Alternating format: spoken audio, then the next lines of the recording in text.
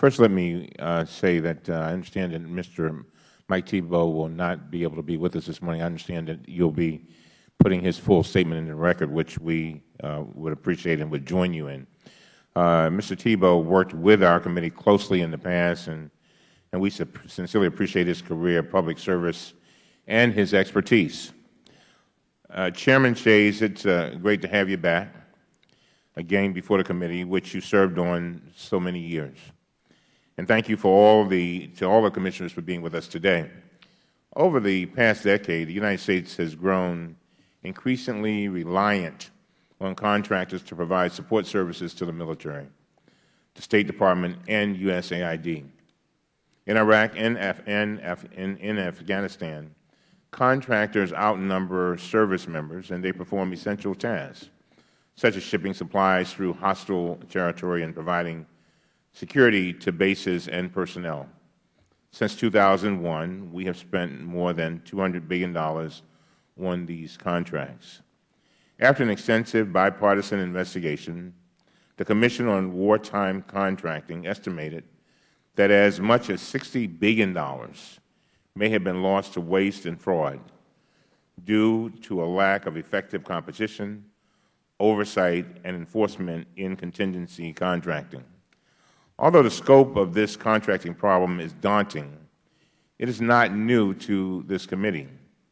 Under Chairman Henry Waxman's leadership, the committee examined problems with the military's log cap contract for logistical support, the government's multiple contracts with Blackwater USA for security services, and the State Department's bloated billion-dollar contract to build the United States Embassy in Baghdad. Chairman Towns continued this work by examining the system used by the executive branch to track contractors and waste in USAID's reconstruction contracts. And under Representative Tierney's leadership, the National Security Subcommittee uncovered evidence that the United States trucking contractors and their private security providers were involved in a massive protection racket that sent U.S. taxpayer dollars into the hands of warlords, power brokers, and the Taliban.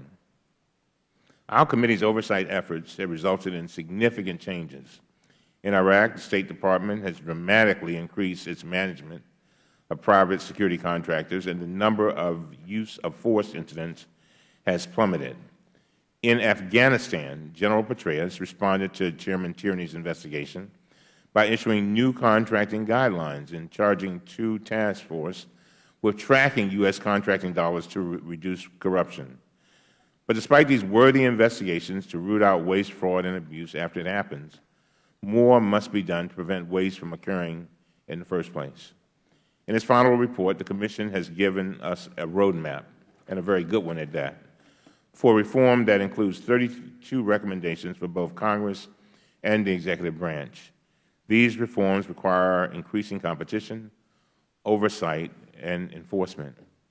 If we cannot put in place the personnel to oversee contractors in war zones, then we need to rethink the mission rather than blindly pressing forward with poorly designed contracts.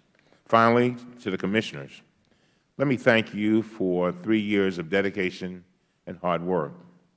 You pursued your mandate in a very vigorous, fair, and bipartisan manner in the best tradition of the Truman Committee.